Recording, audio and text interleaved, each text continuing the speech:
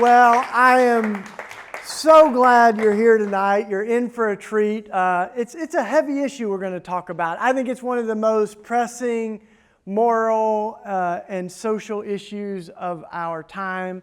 And when I got invited to do this series, one of the first people I thought of was Ben Cohen. So I'm going to go ahead and bring him up. Ben is, among many things, the ice cream man, co-founder of Ben & Jerry's Ice Cream, but he's also someone who we share a vision for a sweeter world, a world with less violence, less bombs, less war, and more ice cream and more kindness. So welcome, Ben. Give it up for Ben. And just a little bit of the backdrop. The overarching theme of these four series was another world is possible. And Ben and I, over 10 years ago, teamed up, not far from here, at the World Cafe Live. And we had an event called Jesus Bombs and Ice Cream. And we actually did it on the anniversary of, it was the 10th anniversary of September 11th.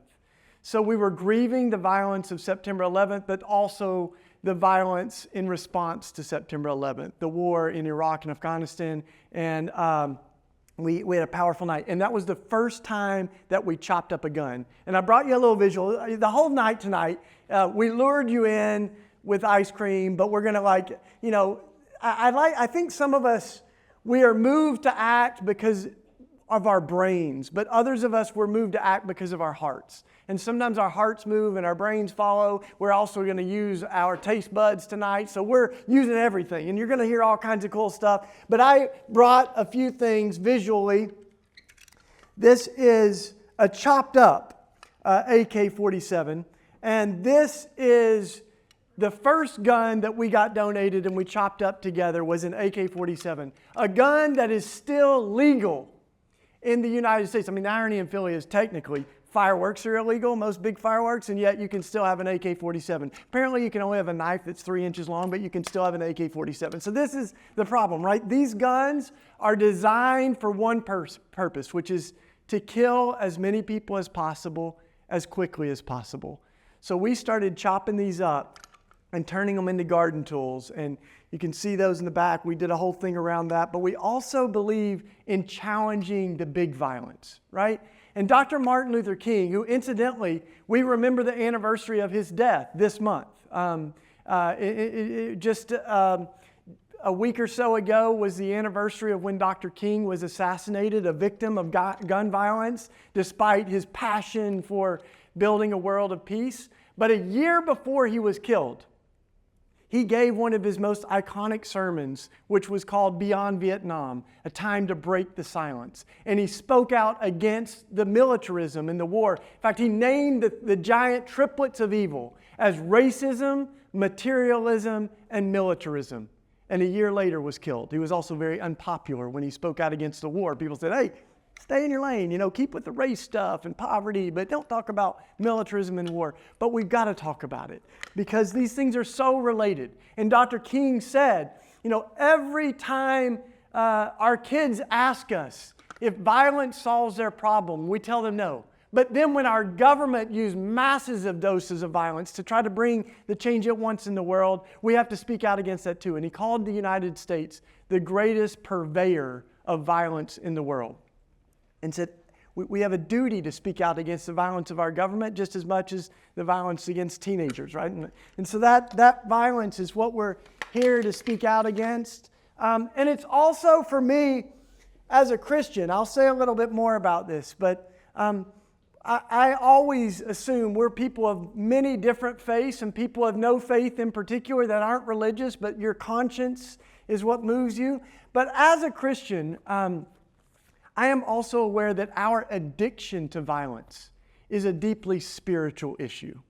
That when I grew up, we talked about being pro-life, but really we only cared about abortion. On almost every other issue of life and death, Christians were not the champions of life, they were the obstacles. And so I came to embrace a bigger ethic of life that cares about interrupting gun violence, the number one cause of death of children in America, and cares about challenging the militarism of our country as we extend that around the world. That's what we're going to talk about tonight. So for me, it's also a spiritual crisis when those of us who call ourselves Christians and worship the Prince of Peace are often supporting the militarism in war. So I'm so glad you're here tonight. Whoever you are, if you have a particular faith or no faith, we're going to have a powerful night together. And now I get to bring up my friend, Ben Cohen.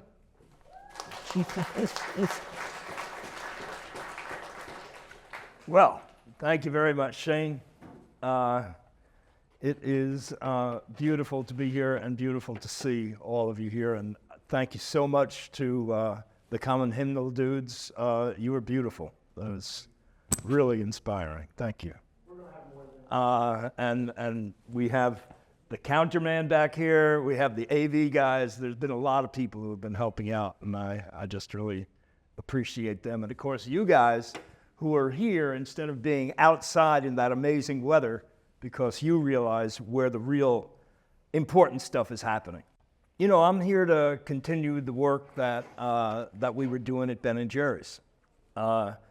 As our business got larger, we came to realize that we were in control of a very powerful force, which was organized human energy plus money.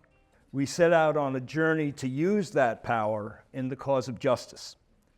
But the real money, the real power, is in the federal government. And if we're gonna have real justice, we need to change how our government acts. So that's what I'm here to talk with you about today, along with a little help from my friends. Yeah, check it out. Come on. Move our money, moving our money. But I'm here to say my national good to the authorities. It's time for us to change our national priorities. Let's give the people more of a say about how we expend our taxes in the USA. Yeah. All right.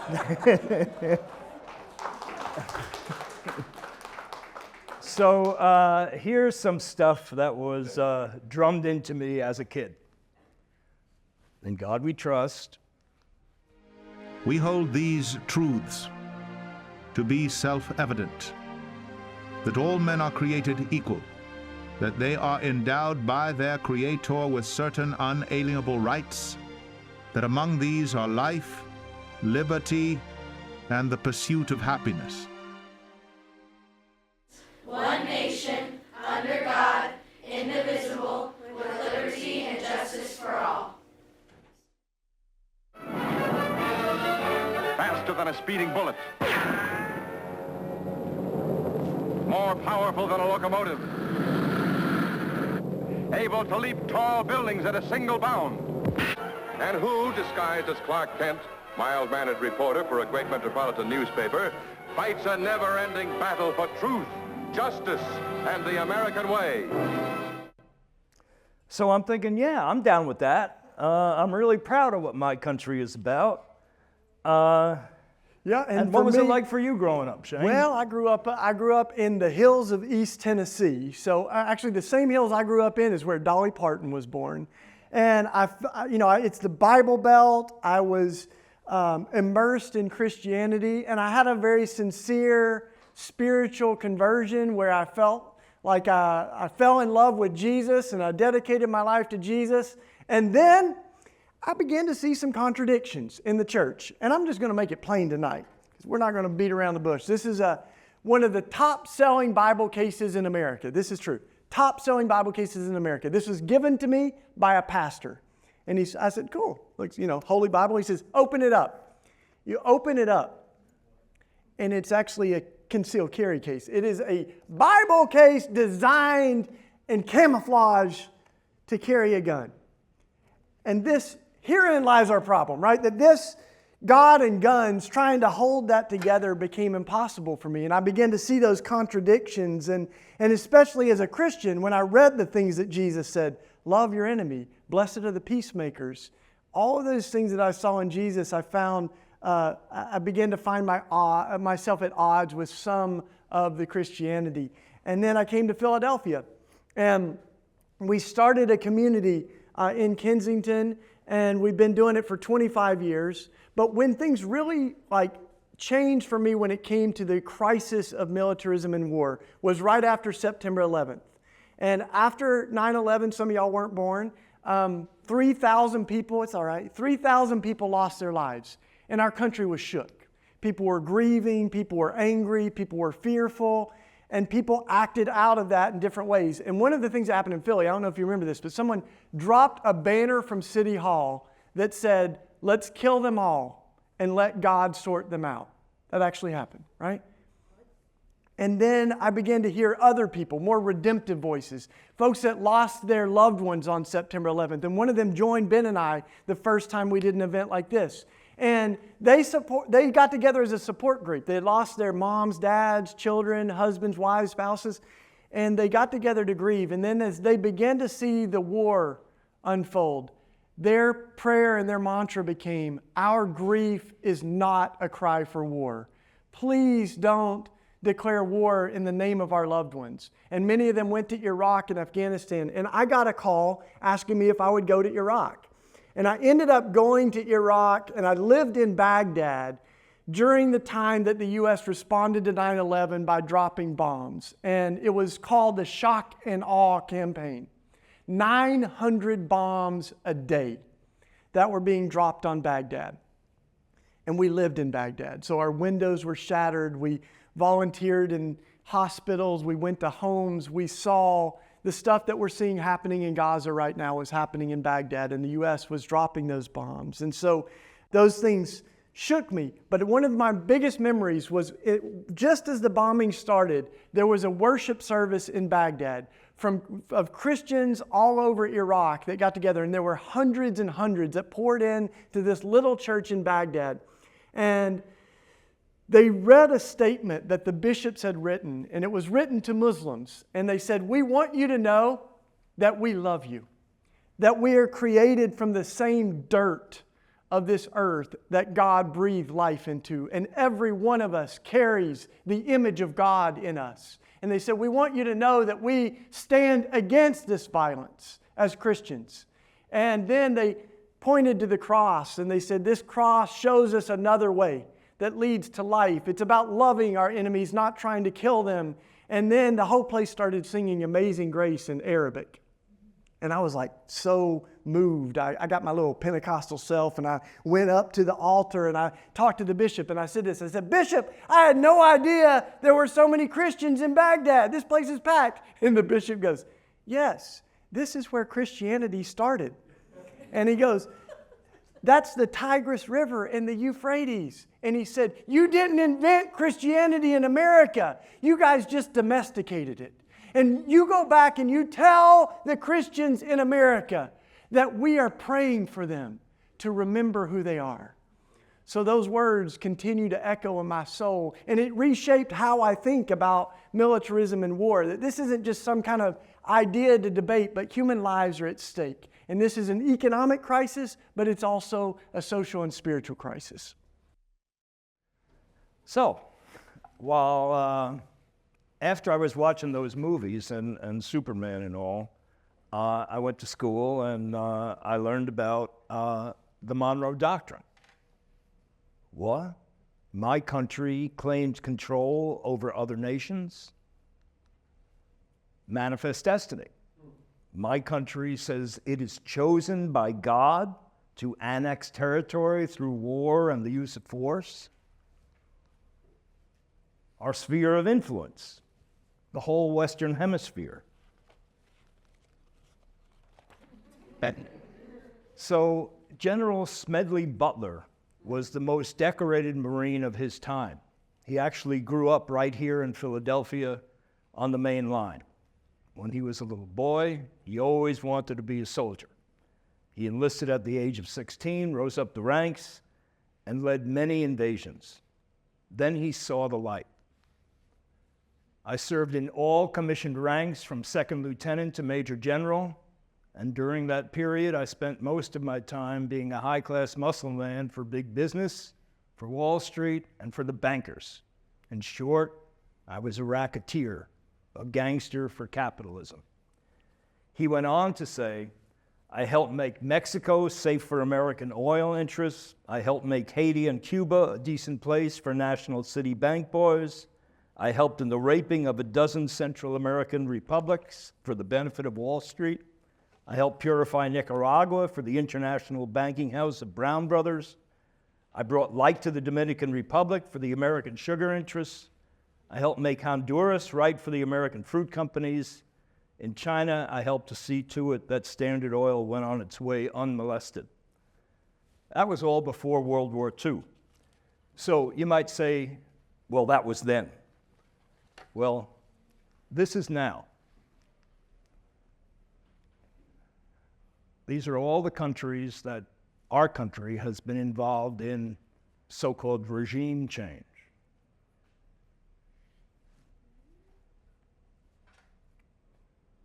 So I looked at that and I said, that can't be true. I said, well, I may be old, but I'm hip, I'm cool, I'm now. I can use AI. So I asked AI, is it true that we've started all those wars and covert operations more than other countries? And this is what AI said. The U.S.'s record of initiating overseas military interventions, covert destabilization efforts, and driving regime changes in the post-1945 period is unmatched. And it's interesting that many of the immigrants that are now coming to the U.S. are coming from these very same countries that the U.S. has invaded, overthrown, or otherwise destabilized and destroyed their economies and way of life. Thou shalt not kill, do unto others, all men are brothers, out the window.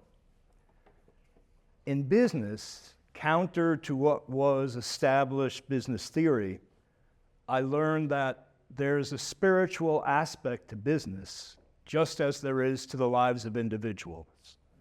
As you give, you receive. As you help others, you're helped in return. As your business supports the community supports your business. And I would say that the same goes for countries. As you give, you receive. As you help others, you're helped in return. How absurd to believe that there are spiritual laws that apply to our lives as individuals, but that somehow, when individuals organize together as businesses or countries, those spiritual laws do not apply. It's not a zero-sum game. It's kind of like love. The more you give, the more you get. Justice, fairness, equality, human rights, that's what I thought our country, our domestic and foreign policy was supposed to be about. Even though it's now generally accepted that poverty is the breeding grounds of terrorism, we don't fight poverty through aid and economic policy. We fight terrorists by bombing entire countries, thereby creating more terrorists. I don't get it. I mean, this isn't rocket science. This is very basic Christ-like stuff. Amen. And I'm not really, a religious guy. I'm a secular dude. All I can conclude is that stuff in the Bible, we don't really believe it. That stuff in the Declaration of Independence and the Constitution, we don't really mean it. You start to think one of the reasons we like teaming up is because there's an economic side of this, but like Ben said, there's a real spiritual side. And you start to think, how did Christians in particular become such big champions of violence, even though at the heart of our faith is a victim of violence who died with love on his lips, literally saying, forgive them for they don't know what they're doing, as he exposed all the violence as he was killed on the cross. And it's interesting because there's a logic to violence, right? One of the most well-known verses in the world among Christians and non-Christians. Anybody want to guess? When you ask people, can you name a verse in the Bible? I heard somebody say it. An eye for an eye, a tooth for a tooth. It's the most well-known verse when you ask people around the world, Christian, non-Christian. And yet it's very interesting because as you research this idea, it was called lex talionis. And it's where we get the notion of retaliation from. And the idea was that you could reciprocate harm. You could harm someone back the same way that they hurt you. But it literally put perimeters around that to make sure that an eye for an eye. We might think an eye for an eye, no more. So you look really nice. But if you did poke my left eye out, then I could poke your left eye out. But I couldn't poke both of your eyes out. And if you broke my leg, I could break your leg, but it had to be the same leg, and I couldn't go burn down your mom's house or something. Like, it was proportion to the harm that was done, right? And the scholars say over and over, it was meant to limit the spiral of violence from going out of control, because we see it all the time. In fact, we see it in real time right now, right? 1,200 precious lives were taken on October 7th. And yet, what has happened since October 7th? Not just 1,200 lives were taken in retaliation, but over 30,000 lives, over 13,000 children's lives in Gaza, right? So it was meant to limit that spiral of violence.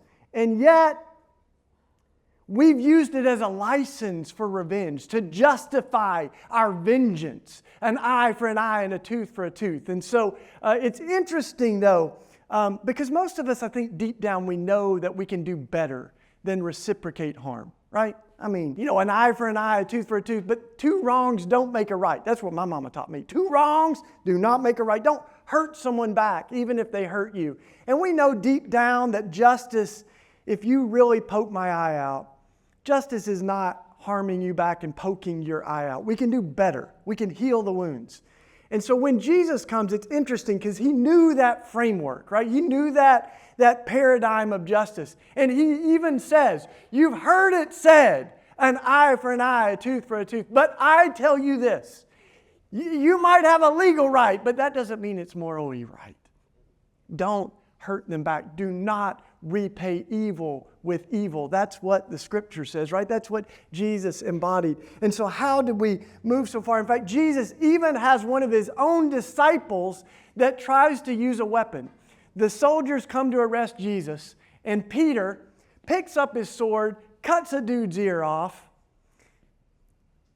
Not great aim, but thank God he didn't kill him. He cuts his ear off, and then Jesus' response is he rebukes Peter, and he says, no, put your sword away. You live by the sword, you die by the sword.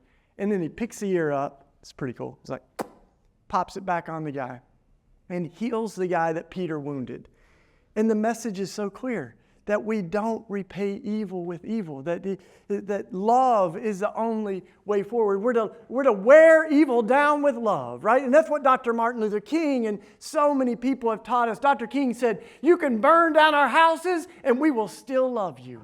You can throw us in jail and we will still love you. You can threaten the lives of our children and we will still love you, but we will wear you down with our love. I know it's not a Pentecostal crowd here tonight, but you can say, amen, if you want to. Like we do better than returning the harm for harm. So what happened to Christianity is for 300 years, we were committed to that nonviolence. Christians said, for Christ we can die, but we can never kill. They said we cannot love our enemies and simultaneously prepare to kill them. Christianity meant nonviolence. It meant championing life and peace. And as it spread, Christianity, 150 AD, was about 40,000 people. That might sound like a lot, but that was less than 0.1% of the Roman Empire. Over the next couple hundred years, it flooded and grew to over 6 million people, which was about 10% of the empire. And as it grew and grew, it also grew in proximity to power and the ability to carry out persecution on others who did not share their faith. So Constantine, the emperor, is often seen as the turning point in that because he was the first emperor who claimed to be Christian and began to justify war and violence. And we've been doing it ever since. So Constantine said he got a vision. He said, you heard me say it, right? He said he got a vision that said, in this conquer. And it was a divine word that he said justified his violence. And in some traditions of Christianity, Constantine is seen as a saint. Spoiler alert, I don't think he's a saint, right? He actually killed his own wife. He killed his own child. He did tremendous violence. And ever since, we've been trying to wrestle with violence. So Augustine was one of the great thinkers in the early church, and he came up with this theory. This is not his best theory, but it was just war, right? He was trying to create a perimeter for like some dynamics around war, that when is war ever justifiable? And this is what he said. There were basically 4 marks of just war. When a nation does damage that is lasting, it's not just an incident, but they do permanent damage to another group of people. That's one, and it has to meet all of these. The other is when it's a last resort, when we've tried everything else, and yet war is the only solution after we've tried everything. 3, was there's a prospect of success, that you can actually win. You can actually get rid of those who are trying to hurt you. And this is the one that never can be justified today, is that it's proportional. That you could only hurt someone back in the same proportion that they hurt you. Now, I'm not a just war theorist. I'm just saying the most extreme folks trying to justify violence still use that criteria. But none of the stuff we're going to talk about tonight, nuclear weapons, weapons of mass destruction, drones, what's happening in Gaza, none of it is morally or spiritually defensible, even using some of the most sophisticated just war theorists in the Christian tradition. So we'll talk about the resistance in a minute, but that's kind of how we got here. So, back to the secular side. 5-star General Dwight Eisenhower was president when I was growing up. So I was flying over Washington, D.C. the other day in my starship, and this hologram appeared on my intergalactic communication screen. In the councils of government, we must guard against the acquisition of unwarranted influence, whether sought or unsought, by the military-industrial complex. The potential for the disastrous rise of misplaced power exists and will persist. We must never let the weight of this combination endanger our liberties or democratic processes. We should take nothing for granted. Only an alert and knowledgeable citizenry can compel the proper meshing of the huge industrial and military machinery of defense with our peaceful methods and goals. So it was Eisenhower who first named and warned against the military-industrial congressional complex. And I work with a group of retired generals and high-level Pentagon officials. And so the stuff that I'm going to talk to you about today with regard to the military is what these guys have signed off on. So what's happened is what Eisenhower has warned about has come true. We live in a militarized society where the military has infiltrated most every element of our society. We have recruiters, military recruiters in high school. We have ROTC. Our textbooks are, to a large extent, the history of wars and glorifying wars. One of America's major industries is the military. There's 2 million people who are involved in making weapons.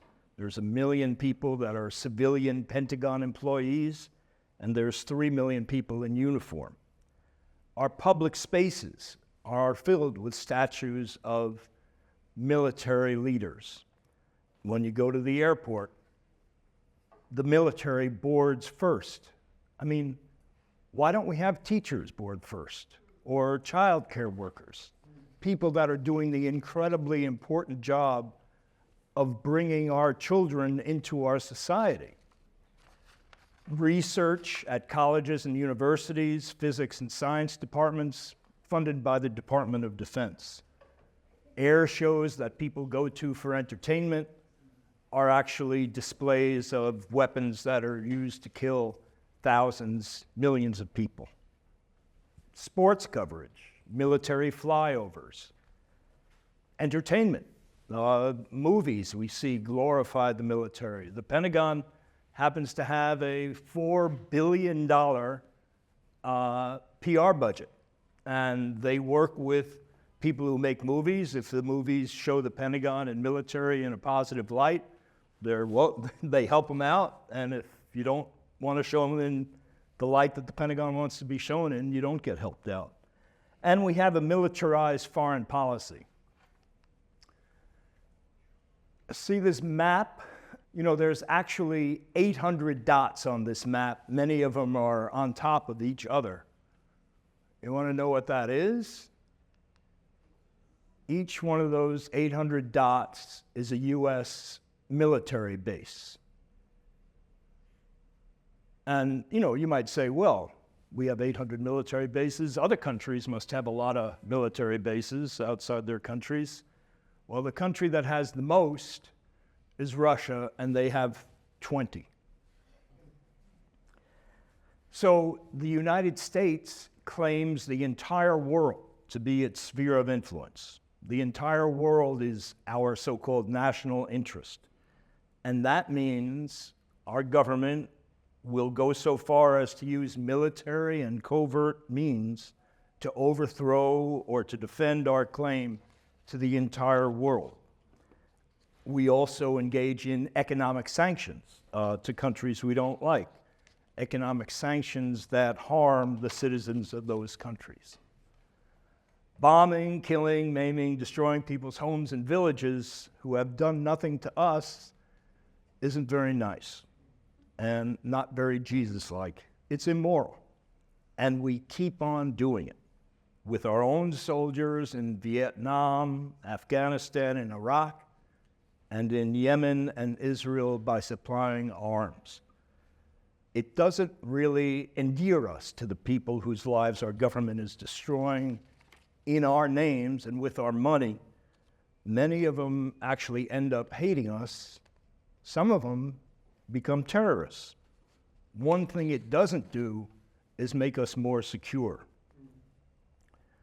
But aside from that, all the counterproductive, sacrilegious things our government does with that money, our money, and I'm talking hundreds of billions of dollars here, is not available to be spent on things that people really need. So what I'm talking about is economic violence. And I think if we could start the counter, what this counter is going to count is how much money the Pentagon spends in real time as I'm talking. But I want to talk about economic violence. It is economic decisions that prevent us from caring for people who need help, thereby condemning them to poverty, sickness, starvation, and death. In the world of business, we call it opportunity cost. If you spend your money doing one thing, you don't have the opportunity to do something else with it. So every 45 seconds, the Pentagon is spending $1 million, day in, day out, year in, year out, 24/7.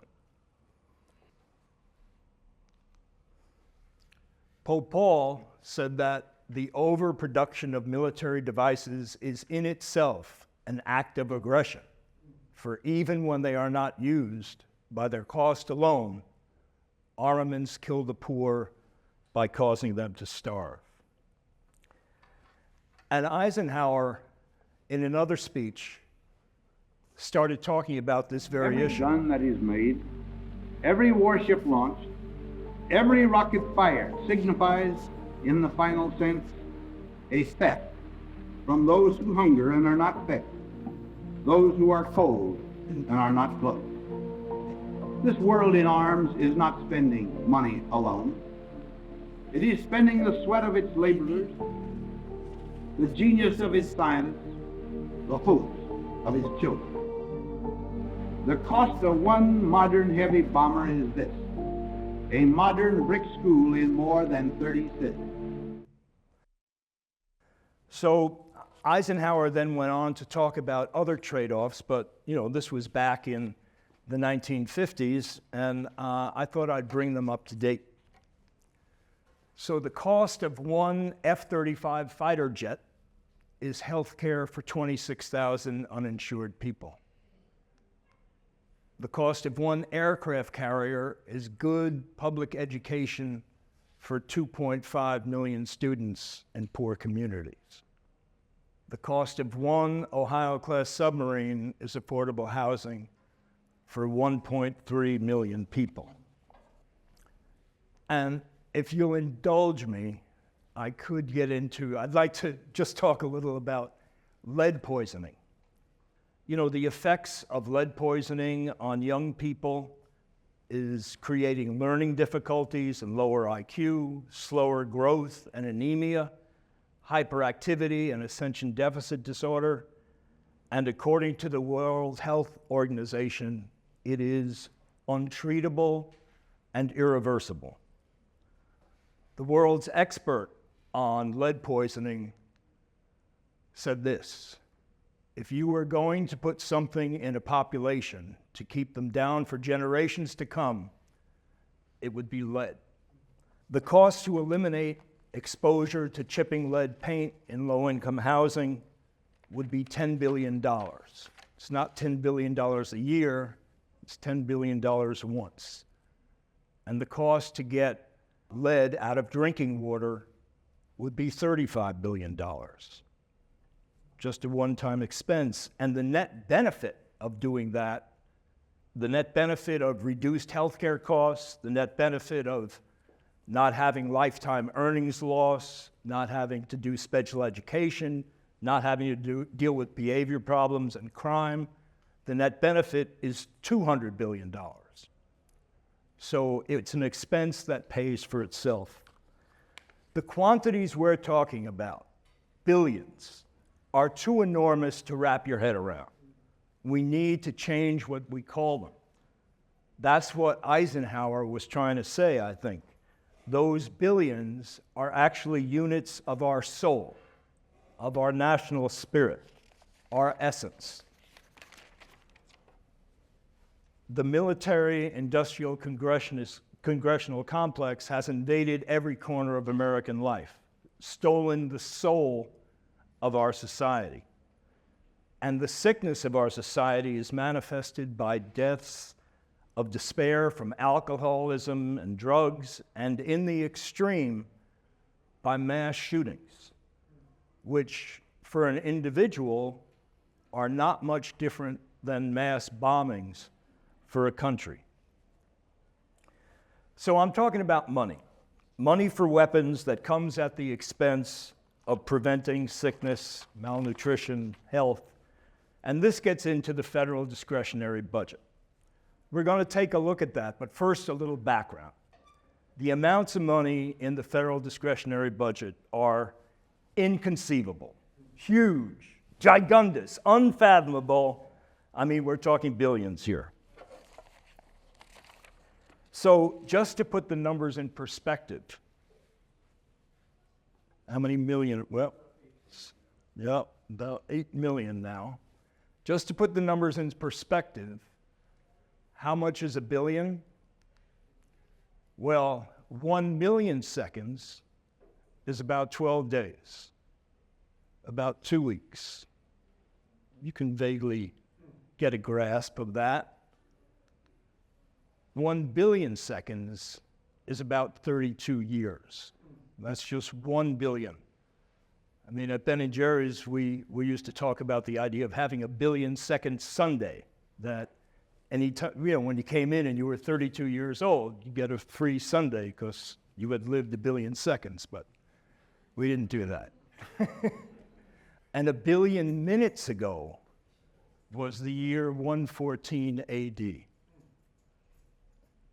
It kind of blows your mind. And that's just 1 billion. So the federal budget is a big thing, hundreds of pages. But I just happen to have brought it with me here in condensed form. Here it is. Yeah. This is the pie chart of the federal discretionary budget. You know, the country has two budgets. One is the mandatory budget. That's things like Social Security, interest on the national debt, Medicare, things that Congress doesn't get to decide on every year. The budget that you always hear them talking about, arguing about, not passing, having to go into special sessions, that's this budget. And as you can see, the Pentagon gets about 50%, and these other things, education, human services, energy, community development, environment, get all these little slivers. There you go, sir, thank you. And by the way, we've got these, do you want to say this now, Ben? The little pins? You can get your very own little pin of that discretionary budget at the end of the show, right there at that back table. That's yours. All right. Gives you something to talk about with your friends. So the Pentagon has been about 50% of the pie since the beginning of the Cold War. And the justification for that humongous expense, by the way, that expense today is now about $900 billion. The justification for that humongous expense was that the Soviet Union was a threat. We needed to spend as much as they were spending or whatever. Or we needed to have as many missiles or subs as they did. So when the Cold War was ending in 1990, Gorbachev, the president at the time, made this pronouncement: we will deprive you of an enemy. And Colin Powell, the chairman of the Joint Chiefs of Staff at the time, said, I'm running out of demons. I'm running out of villains. I'm down to Castro and Kim Il-sung. There was all this hopeful talk about a peace dividend, that there would be so much more money available now to meet underfunded human needs.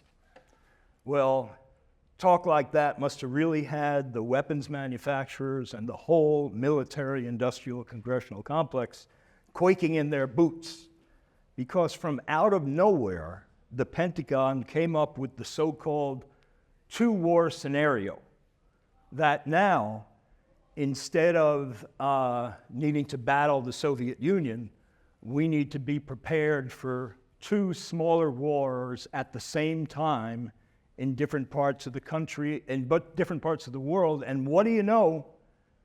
It's going to cost exactly as much as we were spending during the Cold War to defeat another superpower.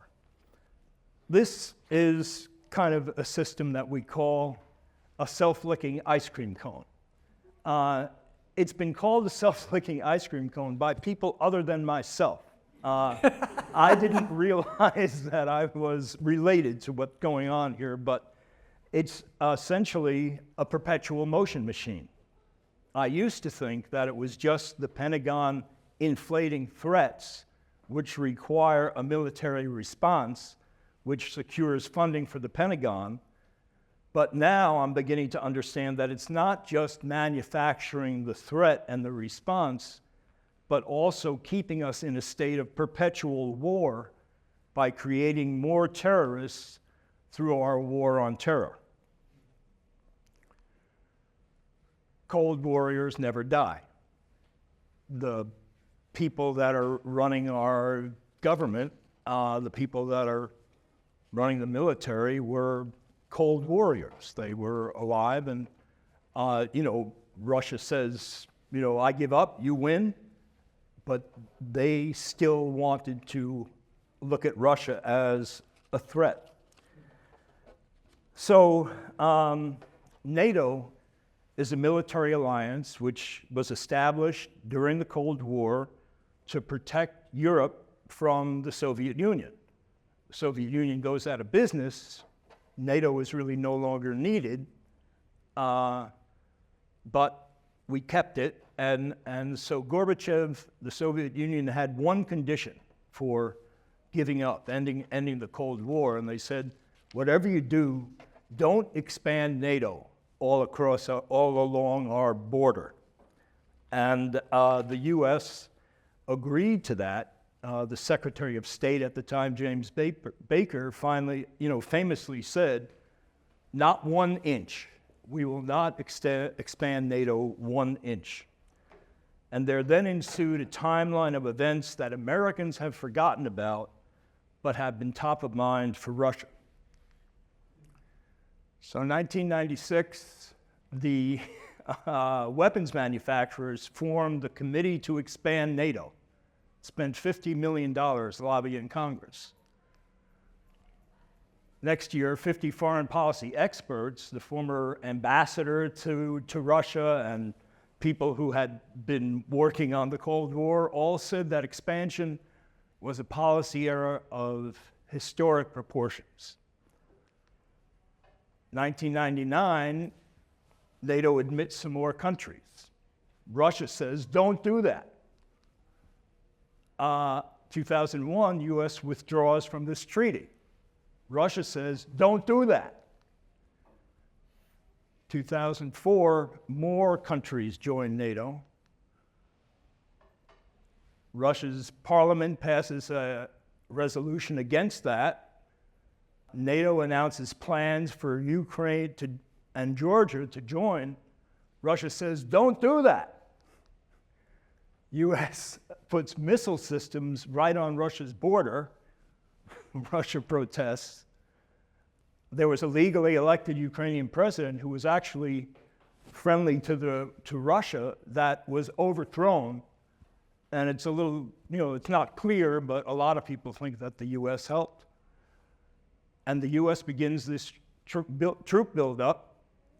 The US again unilaterally withdraws from a treaty. Russia's getting really upset now. And we withdraw from another treaty. And then before this war in Ukraine, Russia submits negotiation proposals. And the US just ignores them. And then the war happens. This is an idea of what it would be like for the United States. If Russia did what we did to Russia, if Russia put all these military bases along our borders, I wonder what the US would have done. So now the Pentagon is saying that we're woefully underfunded. We got to watch out for all these militaries that are going to attack you. And I tell you, this idea that we have to be very afraid of China or Russia and Iran is kind of crazy. I mean, the US is the strongest military in the world, and it couldn't even win a war in Vietnam or Iraq or Afghanistan. And we really think that Russia or China or Iran wants to try and attack us? Gorbachev said that we had 10 years after the Cold War to build a new world order, and yet we squandered them. The United States cannot tolerate anyone acting independently. Every US president has to have a war. So as we look at all this and think about it, the question we're raising tonight is, where is the resistance, right? Where are the voices of conscience? And Dr. Martin Luther King said that we are meant to be the conscience of our nations.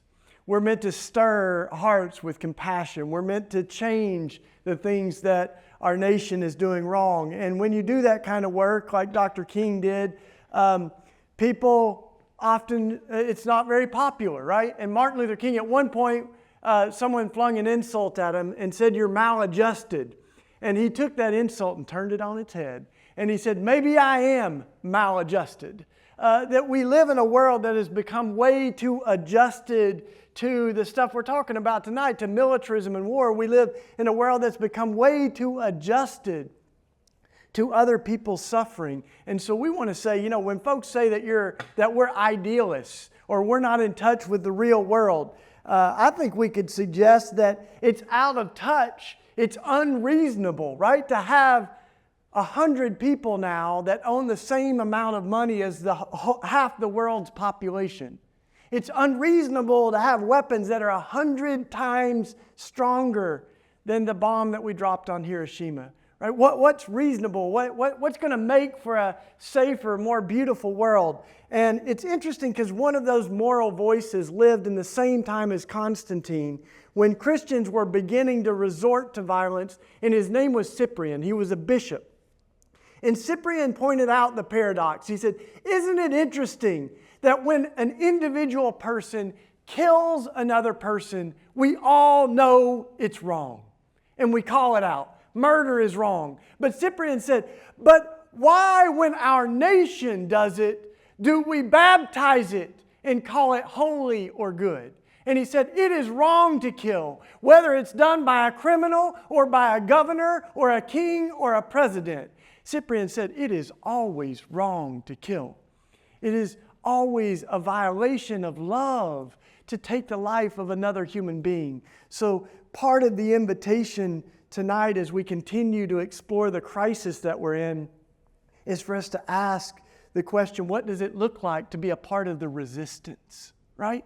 And I like hearing Ben quote popes. It's endearing, and I love it. But just to quote Pope Francis just a little bit more, Pope Francis has been one of those moral voices, right? He says, war is always madness. Everything gets lost in war, but everything is gained in peace. He said, this is Pope Francis, he actually wrote a whole book called Against War. And he says, war destroys.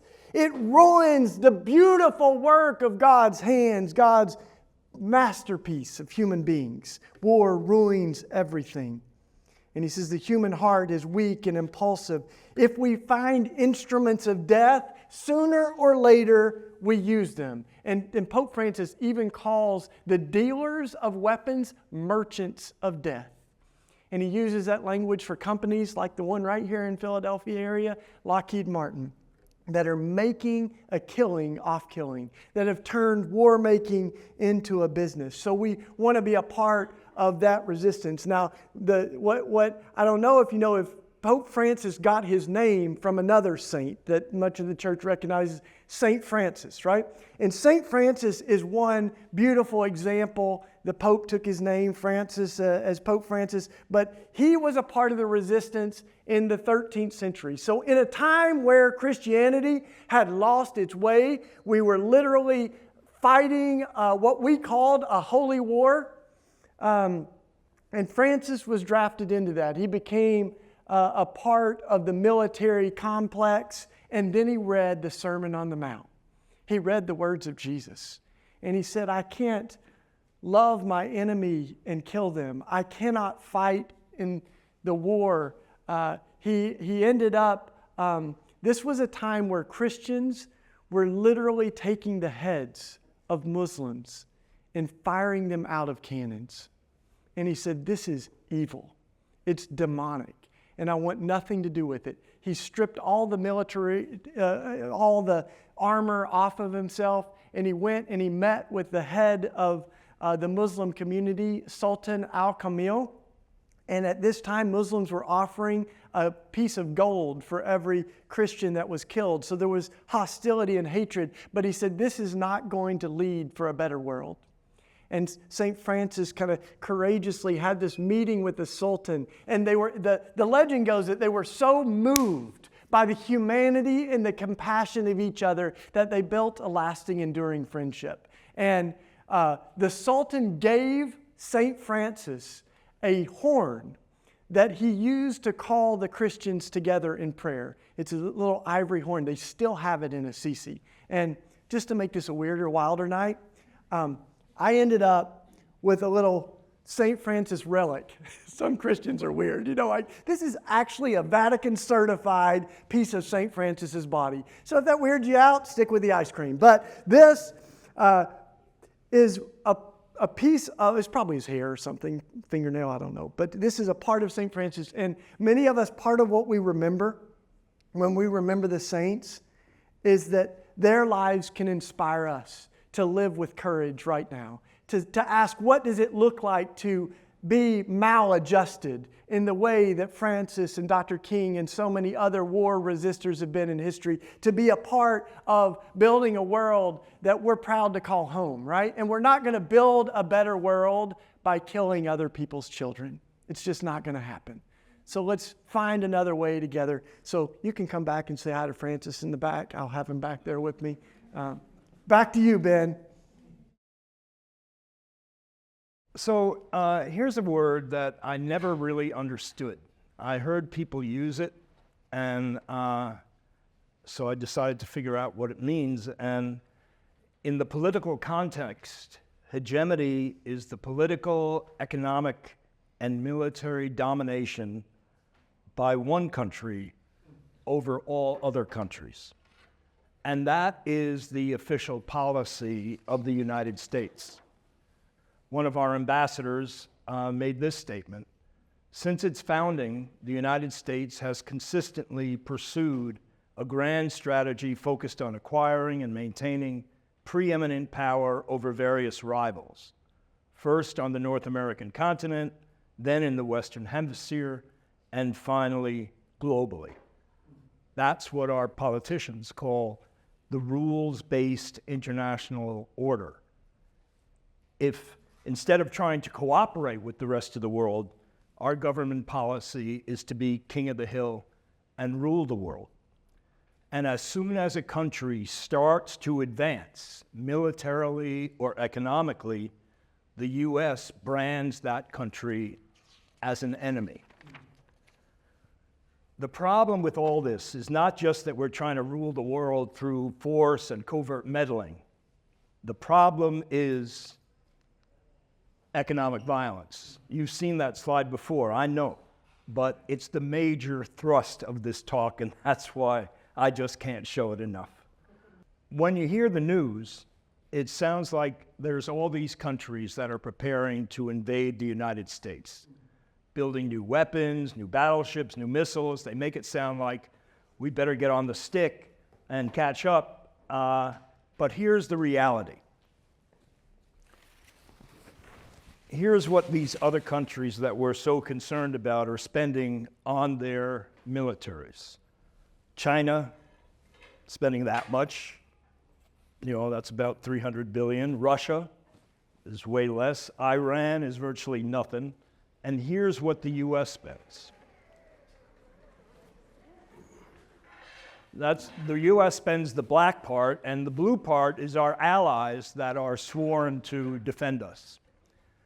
So you would think that we don't really have to spend that much to defend ourselves against those guys. You would think. Here, you can hold that. And, Ben, what do we have? Also on the back table, you can get this information in condensed form. To convince your friends. You don't have to actually take notes here. These are on the back table. So I want to give you one example of Pentagon thinking. This is a shot of Hiroshima right after the atomic bomb blast. Hundreds of thousands of patients with severe burns, crush injuries, collapsed lungs, etc. This is a map that shows the areas of destruction. So in the middle circle, almost total destruction. The next one out, 50% of survivors die later due to radiation exposure. The next one out, collapsed residential buildings. Over 100,000 people died as a result of that bomb. So what I'd like to do now is give you a little demonstration of the size of our current nuclear arsenal. What I'm going to do is I'm going to put some BBs in this bucket. Here's one BB. That represents the atomic bomb that blew up all of Hiroshima. Here's 15 BBs. That's enough to blow up every major city in Russia. And now I'm going to put in the amount of BBs that represents our total nuclear arsenal.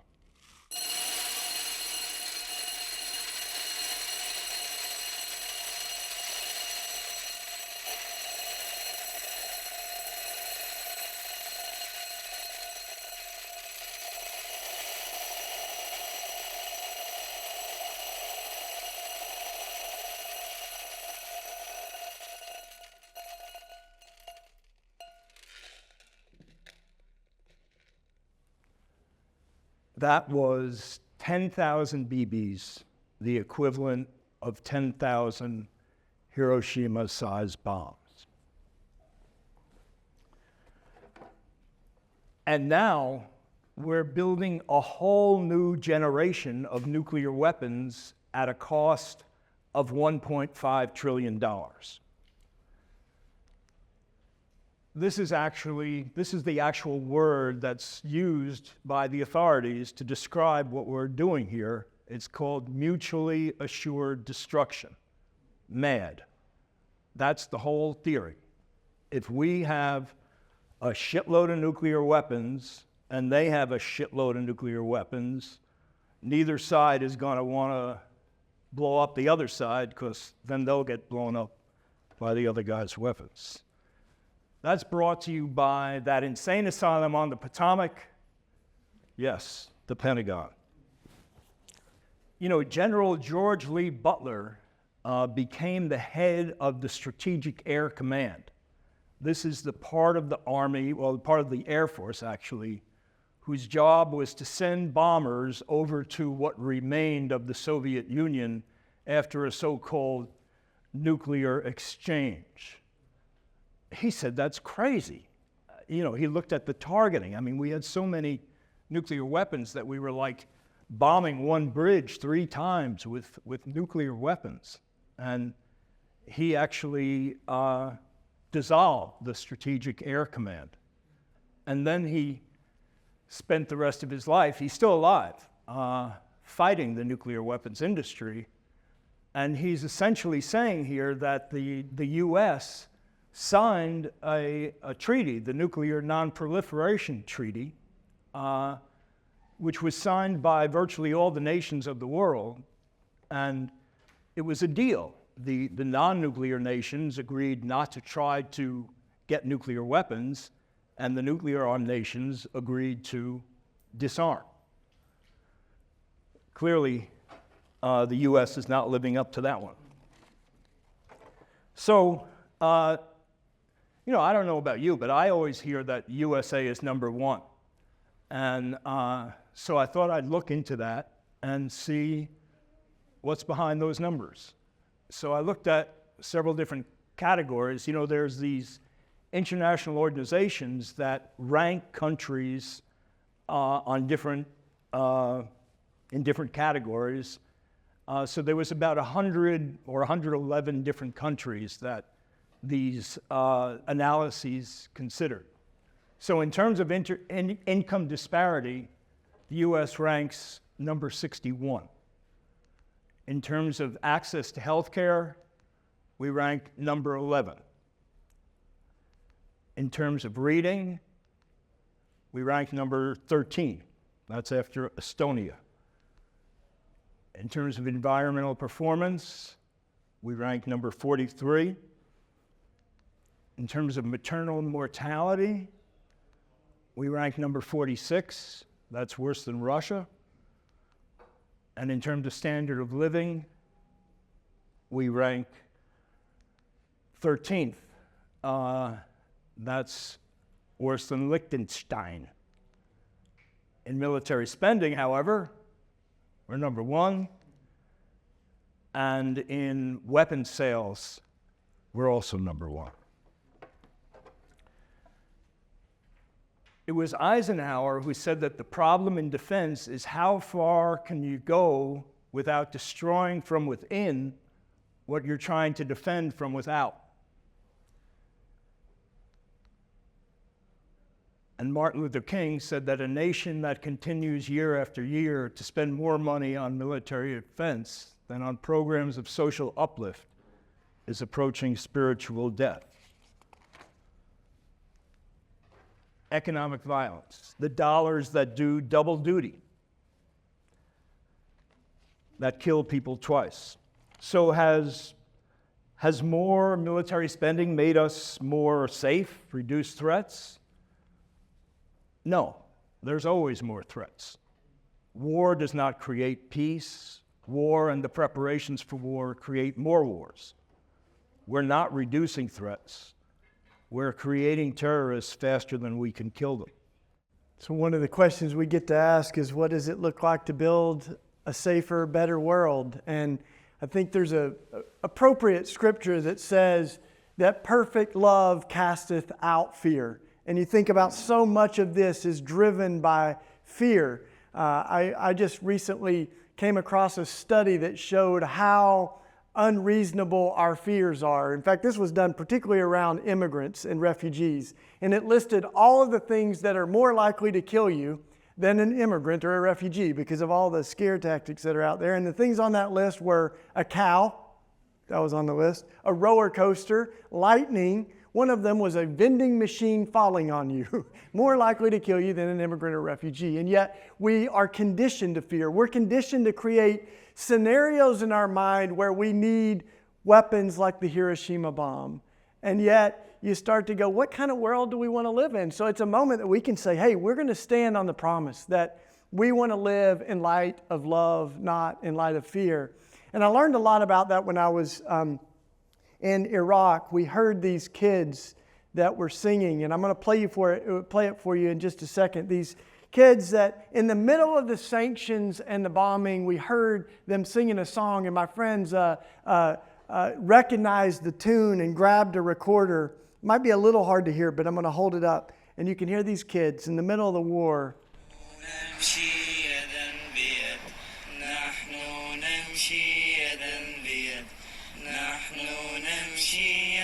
They'll sing it in English in just a second.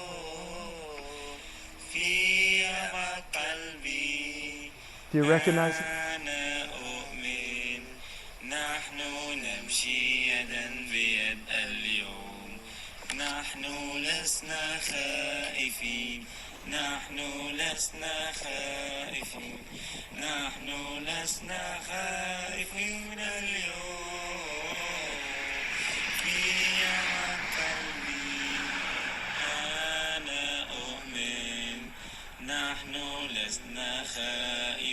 You can sing along if you want to. We shall overcome. We shall overcome.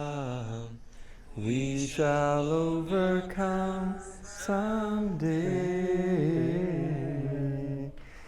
Oh, deep in my heart, I do believe we shall overcome someday.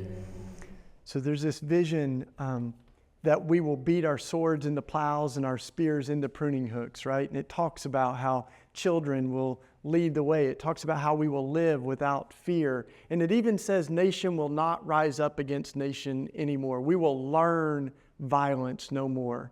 But what's interesting about that is that that's what inspires our work, to beat guns into shovels, or in this case, this is an ice cream scooper I'm giving to Ben. But to transform the things that have brought death and devastation into things that bring life, like gardens and ice cream. And some folks say that we misunderstand the prophets. Like we think that the prophets were people that were fortune tellers trying to predict the future. But the prophets weren't trying to predict the future. They were trying to change the future. And they weren't fortune tellers, they were truth tellers. They were trying to wake us up and say, look at this! It doesn't have to be that way. And so we can live in light of that, right? That we are going to build a better world. And peace, according to the prophets, doesn't begin with the presidents and the senators and the prime ministers. It begins with the people who are fed up with the wasting of money and the wasting of lives and say, we are done. We're going to turn the instruments of death into instruments of life. So that's why we're going to have ice cream, but not quite yet, in just a minute. So what if our country acted out of love and cooperation instead of fear and domination? What if we worked out our differences like mature human beings instead of like unsupervised kids on a playground in grown-up clothes? Imagine what we could do in our own country and around the world if instead of taking a leadership position in increasing military spending, we took a leadership position in meeting human needs. So with this next demonstration, I'm going to try to help our imagination along. So this is a very difficult problem. And, you know, I'm a dessert guy, and when I think about difficult problems, I think about dessert. And it came to me in a dream that the proper dessert to deal with this particular problem is Oreo cookies. So what I've got here is a chart in which every Oreo cookie equals $20 billion. So this is 45 cookies. That's how much the US is spending on the Pentagon. $900 billion a year. In relation to that, here's how much the US spends on K-12 education at the federal level. Here's how much we spend on renewable energy. Here's how much we spend on childcare. Here's how much we spend on homelessness. That's a quarter of a cookie. And here's how much we spend on world hunger. Another quarter of a cookie. Now, what I'm suggesting is that we take some cookies off this pile here. If we take just 2 of them off and put it on K-12 education, now we can reduce the spread. We can level the spending for education for students who live in well-to-do areas versus students that are living in poor areas. It ends up equalizing education for 2.5 million kids. And in terms of renewable energy, we could take 1 off this stack here, and we could begin the transition to solar a lot quicker. In terms of childcare, if we just took 2 more of these cookies off this stack, we could provide universal pre-K education for students from 0 to 6, and you know, that's the most important years in a child's life. In terms of homelessness, we could end homelessness with 2 cookies. And in terms of world hunger,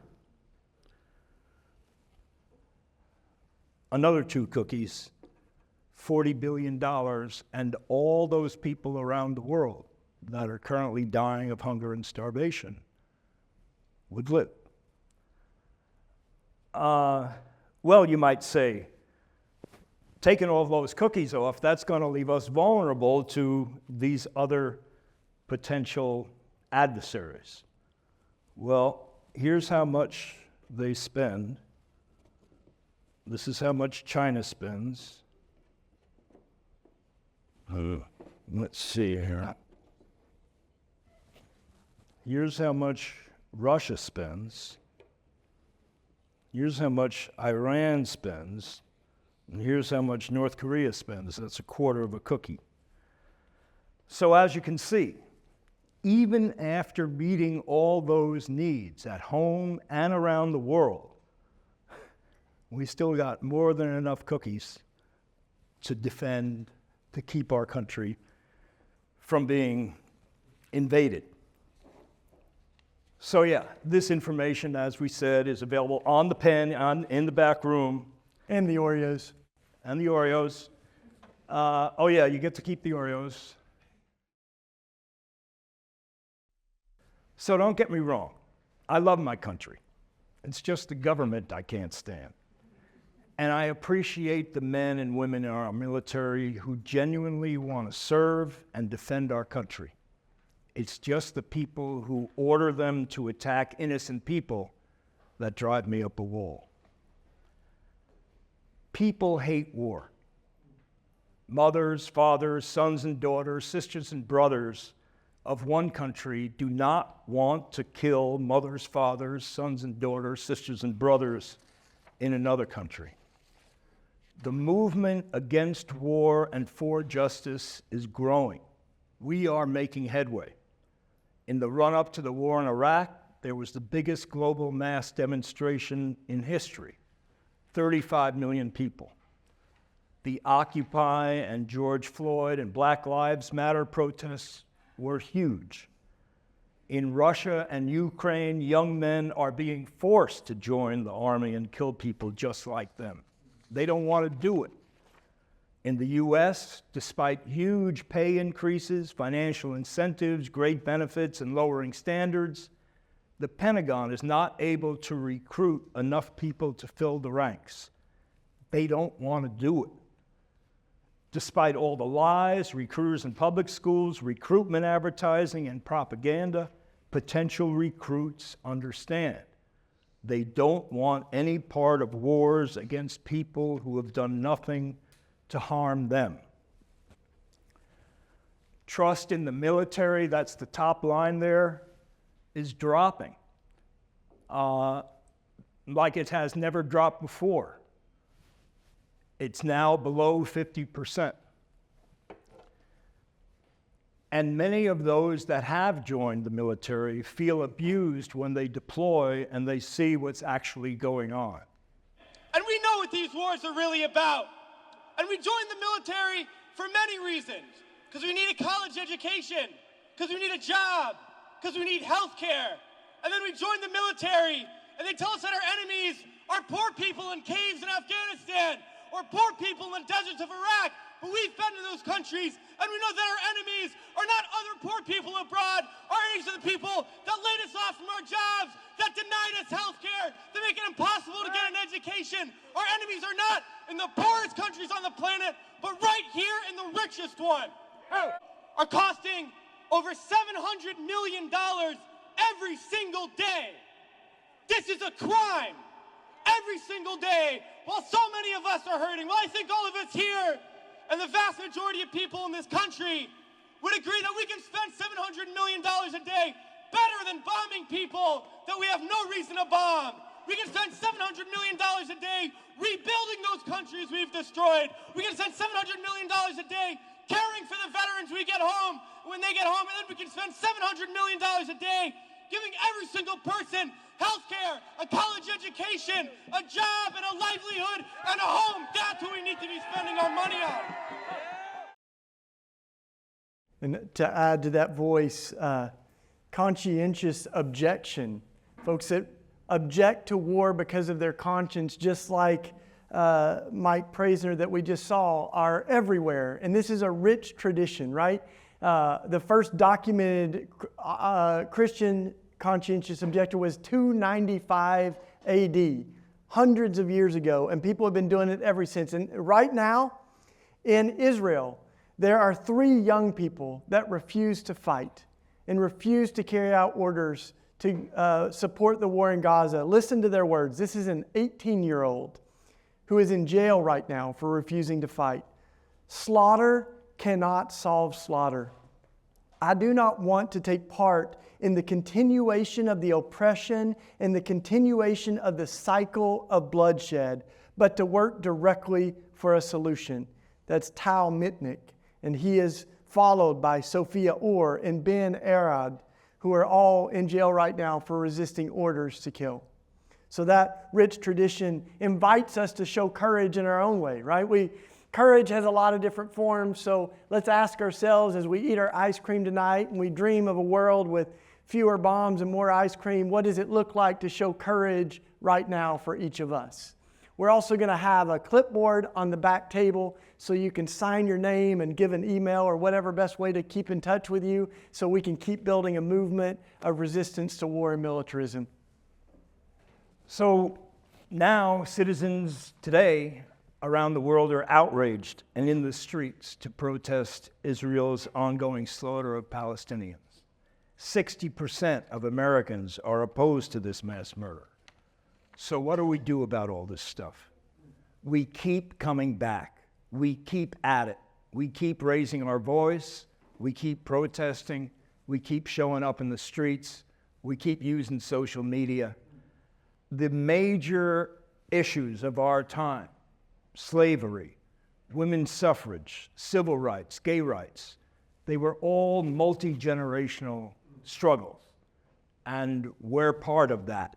And we need to continue it so that eventually we'll win. You know, I was with Pete Seeger once, and he told me this story of, walking down the street, and he sees this playground off in the distance, and people are all running around, and he walks closer, and,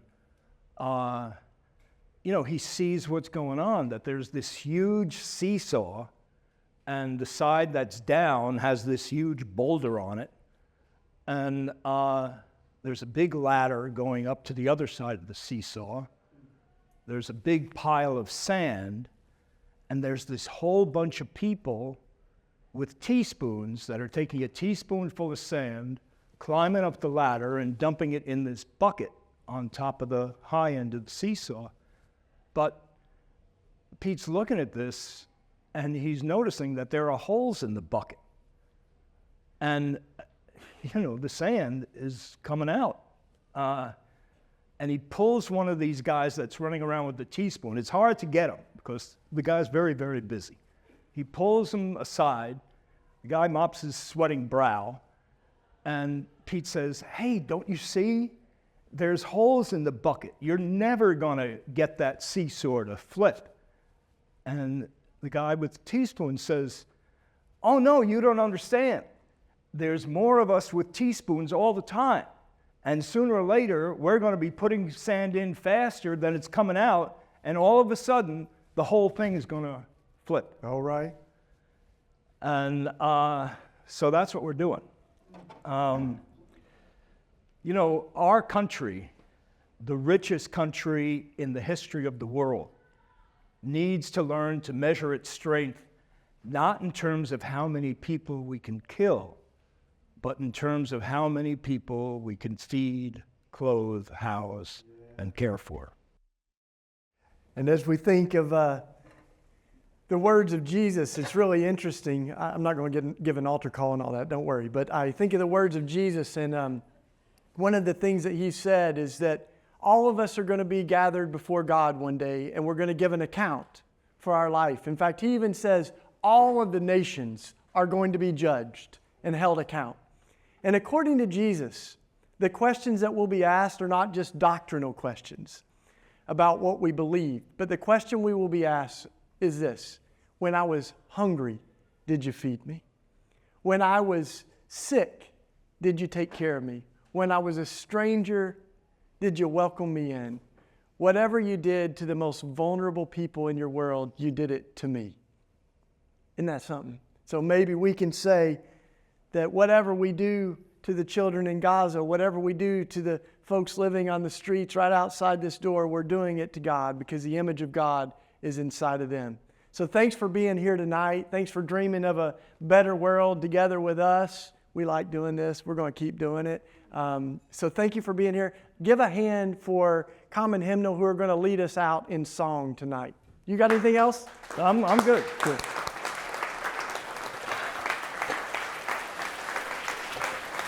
Thank y'all for being here. Lead us out.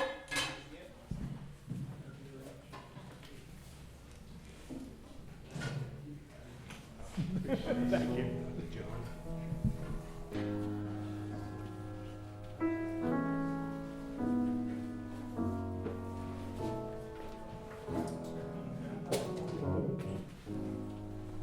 Hey, so we actually have something special for tonight. We wrote a song just for tonight that we started working on back in November. And, we are involved in this justice work, and a lot of times it can feel futile.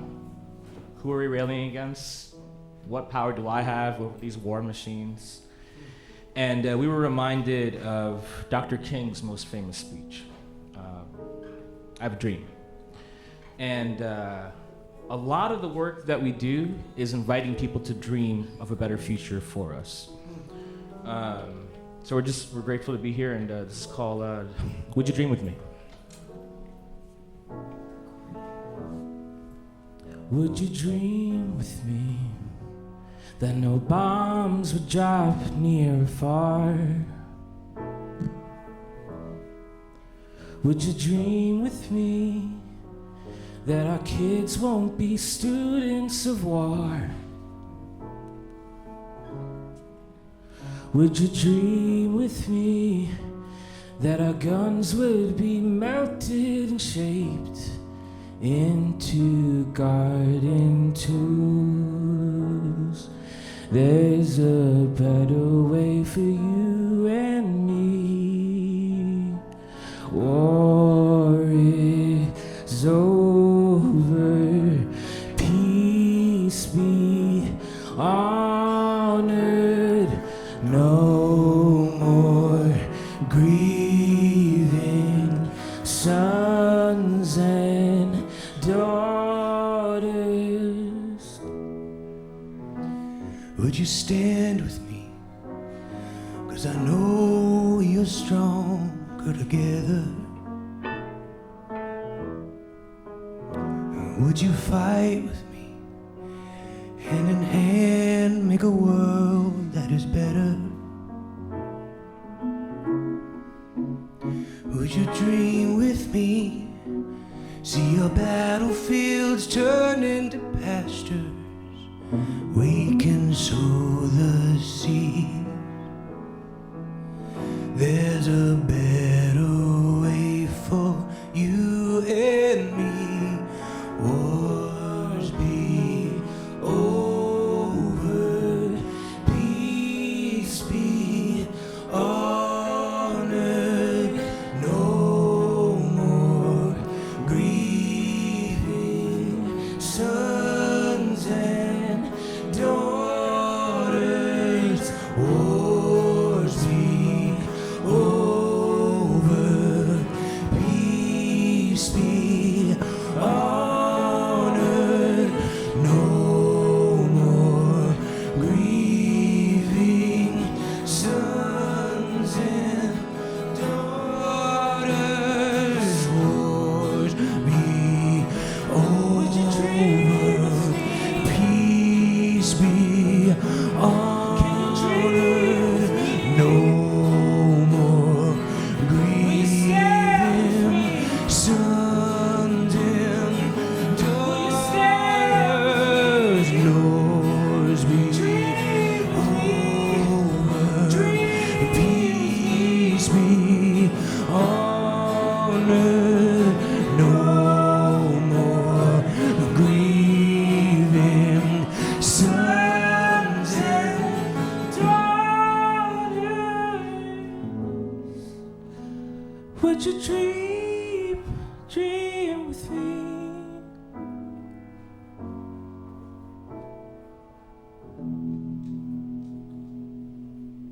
Thanks, guys.